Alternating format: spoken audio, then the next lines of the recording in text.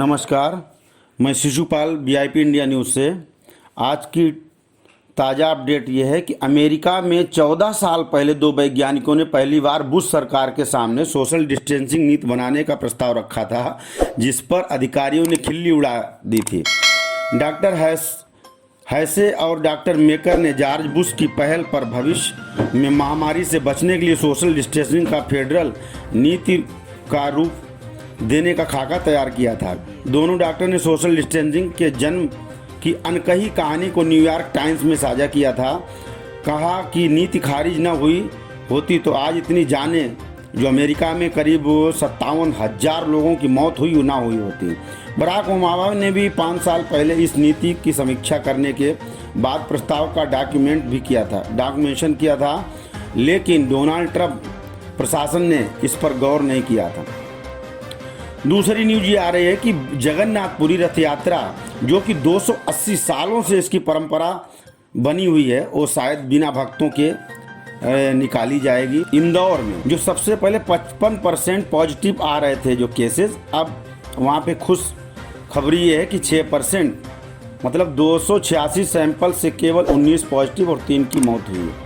Lockdown के 35वें दिन बड़ी राहत है कि देश के विभिन्न हिस्सों में फंसे प्रवासी मजदूर, पर्यटकों और छात्रों को उनके घर जाने की मंजूरी।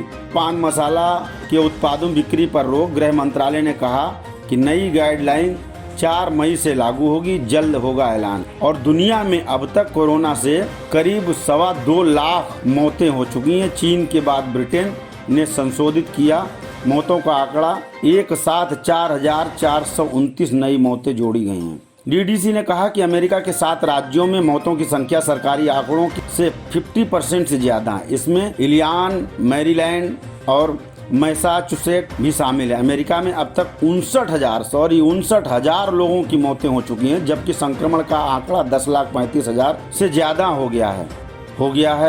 वर्ल्ड हेल्थ ऑर्गेनाइजेशन ने कहा है कि कोरोना वायरस महामारी को लेकर गुरुवार को एक आपातकालीन बैठक की जाएगी। अमेरिका में कोरोना वायरस के सम्मान में फ्लाई पास्ट।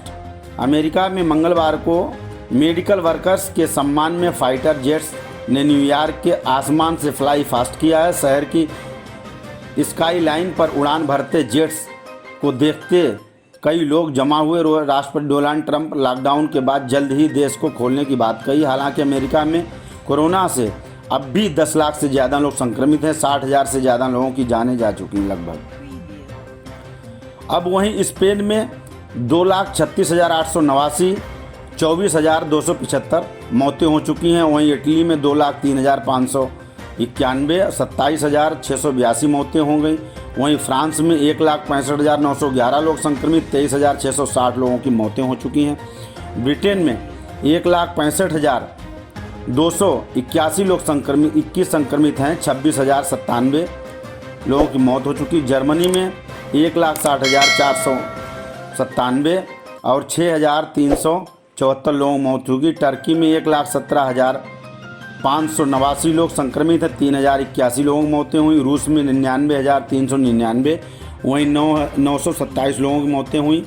ईरान में 93,657, वहीं 5,957 लोगों की मौत हो चुकी हैं। चीन में 82,858, वहीं 4,633 लोगों की अभी तक मौत हो चुकी है। वहीं आज देश में 4 धाम में बहुत पुरानी परंपरा को बदला है। सिर्फ 15-16 लोगों की मौजूदगी में केदारनाथ के कपाट खुले। पहली पूजा प्रधानमंत्री मोदी के नाम से। और रमजान की दारुल उलूम देवबंद का फतवा, कोरोना वायरस का टेस्ट कराने से रोज़ा नहीं टूटेगा। रुई की स्टिक पर कोई दवा या केमिकल नहीं होगा। भारत की 2 टूक अमेरिका आयोग ने कहा भारत में अल्पसंख्यकों का शोषण बढ़ा। विदेश मंत्रालय ने रिपोर्ट के पक्षपात और विवादास्पद रही। देश में अब तक 1,080 लोगों की मौतें हुई हैं। कोरोना ने एक दिन में 69 लोगों की जान ली। महाराष्ट्र में रिकॉर्ड 32 संक्रमितों ने दम तोड़ा। मुंबई में मरने वालों की संख्या बढ़ी है, 270 हुई है। और महाराष्ट्र में मरने वालों का आंकड़ा 432 हुआ है। गुजरात में 197 और मध्य प्रदेश में अब तक 130 मौतें हुई। मंगलवार को देश में रिकॉर्ड 71 लोगों की मौतें हुई थी। एक दिन में यूपी में 5, राजस्थान में 3, तमिलनाडु में 2 और कर्नाटक में 1 मौत हुई है। 9 दिन में 513 लोगों की जान गई है। मंगलवार को रिकॉर्ड 71 संक्रमित ने दम तोड़ा था। अब हुई मौतों में सबसे ज़्यादा है। इसके पहले 26 अप्रैल को एक दिन में सबसे ज़्यादा 60 मौतें हुई थी। देश में मौत के ग्राफ पर नज़र डालें तो महज 9 दिन में 513 मौतें हुई हैं। इसमें लगातार बढ़ोतरी हो रही है। इसलिए साफ कहना कि आप लोग अभी जैसे भी हो कुछ भी करके बस घर में रहें और सोशल डिस्टेंसिंग बना के रखें और अपना ख्याल रखें। और किसी भी तरीके से हो सके कि ये आपकी साधना है, पूजा है और नमाज है, जो भी है इसको यही मान के अपने घरों में रहें, बाहर ना निकलें। आप सेफ हैं तो जीवन आपका आपका परिवार आपके भरोसे है और आप उन्हीं को देखते हुए खूब अपना ख्याल रखें, लोगों का ख्याल रखें। वहीं यूपी में एपिडेमिक एक्ट में संशोधन, मुख्यमंत्री पर बोले कोरोना वायरस पर हमला अक्षम्य अपराध, ऐसा करने वालों को होगी 7 साल की जेल, लगेगा 5 लाख जुर्माना। कानपुर में लॉकडाउन ताक पर रखे हॉस्पिटल एरिया में संक्रमित के परिवार को क्वारंटाइन कराने गए कोरोना वायरस पर पथराव हुआ। पीएससी ने किया इसका। कानपुर में अब तक 200 कोरोना पॉजिटिव मिल चुके हैं। यहाँ चमनगंज थाना क्षेत्र हॉटस्पॉट एरिया घोषित है। बुधवार को गुलाब घोसी मस्जिद के पास स्वास्थ्य विभाग की और पुलिस की टीम पर कोरोना संक्रमित मरीज के परिवार के सदस्यों को क्वारंटाइन कराने के लिए गई थी। स्वास्थ्य टीम संक्रमित मरीज के परिवार के सदस्यों को साथ लेकर चलने लगी तो 30 से 35 लोग घरों से बाहर निकल आए। सभी परिवार के सदस्यों को ले जाने का विरोध करने लगे। जब पुलिस ने उन्हें रोकने प्रयास किया, पथराव शुरू कर दिया उन लोगों ने।